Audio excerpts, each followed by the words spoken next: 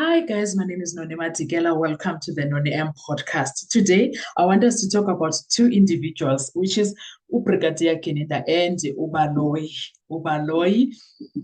Sorry, guys. You know what? Before we get into talking about them, please make sure that you do not forget that engagement is key on the social media spaces, especially on YouTube.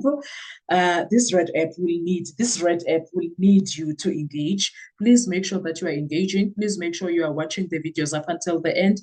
Please make sure you are subscribed. Please make sure you are not just subscribed, but you are liking the videos. Please, please, please, please, all the time, kindly assist.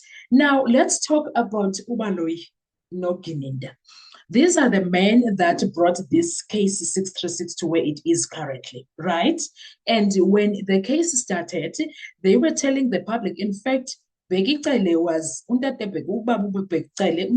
was told that this is a watertight case, and that's the information he was given.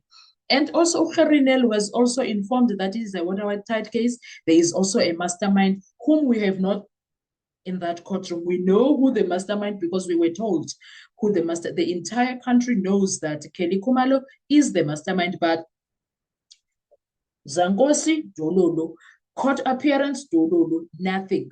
There is even the J50 for him signed J50, Dololo. There is a J50, but it's not signed.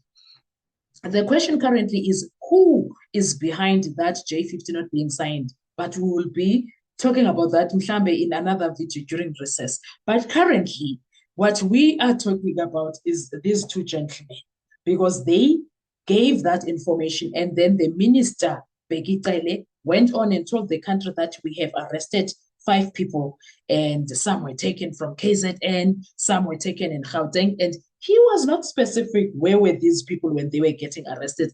Kanti when he says from KZN, he means Fiso Kuhlentulu was fetched from Qalakabusha prison.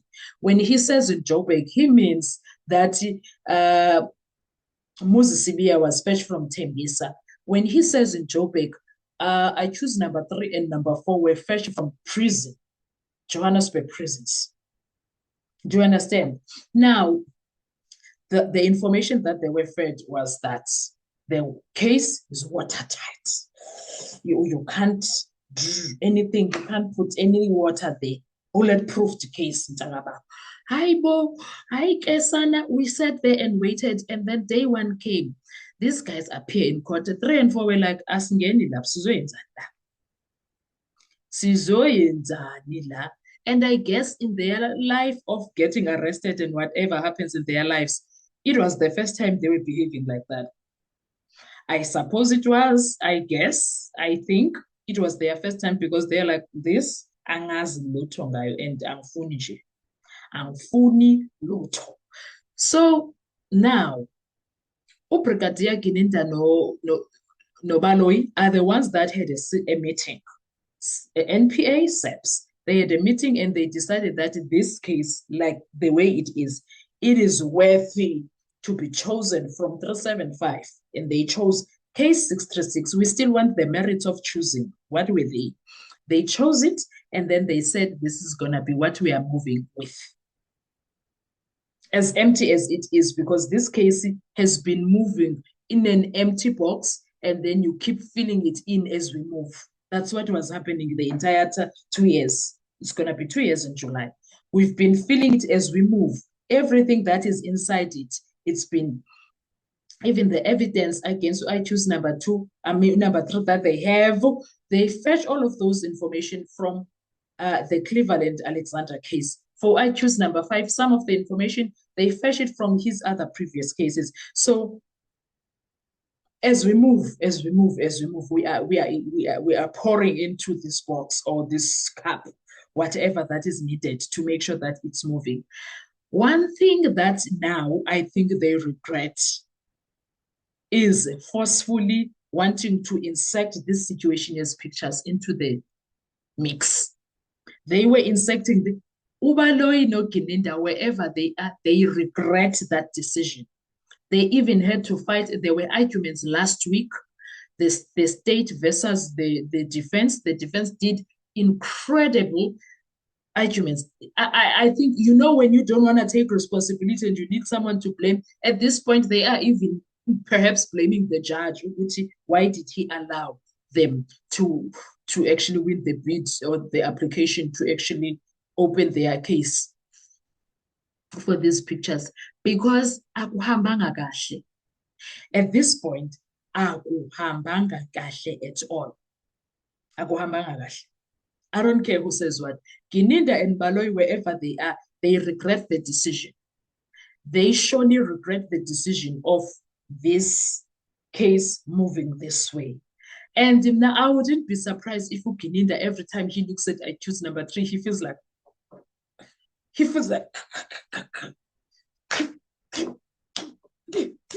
I think he feels like that. Even Baloyi, maybe when he looks back there, he feels like, they regret their decision, because where we are standing right now, it's not looking good for the state. Not at all. It's not looking good. And if they were not full of themselves at this point, after this cross-examination of Umabasa, they are supposed to, Ubaloyi is supposed to say, you know what, my lord, due to unforeseen circumstances, I can see here the description of accused number 3, the description of accused number 2 does not follow what the descriptions, they are not following what we see in these gentlemen that are sitting here. So due to those unforeseen circumstances, I am saying us as NPA, we are withdrawing the case against the accused. I think that is the only way they can save themselves from the entire embarrassment, because if they continue doing this, they will be embarrassing themselves. They will be further embarrassing themselves unnecessarily and embarrassing the state. And now, if they continue with this entire situation, they are making South Africans fear for their lives against an organization that is supposed to be protective of them. They are making South Africans doubt anything that has to do with NPA or judiciary, because what is this, guys? What on earth is this? All I'm saying is that uGininda noBaloyi, wherever they are, they regret. Yabona la application, yeah, that week of wanting to put izinto behind the back doors, they regret it. They regret it. And the other thing that I used to say is that Ubaloyi undermines these guys who are defense lawyers. He undermines them a lot. I think at this point, he keeps getting shocked Uguti they can use their brain. Because they were quiet at the 2023 to 2024, he felt like, actually, I can get away with a lot with them. And then as 2024 was going towards the end, these guys kept on losing respect for both the judge and Baloyi.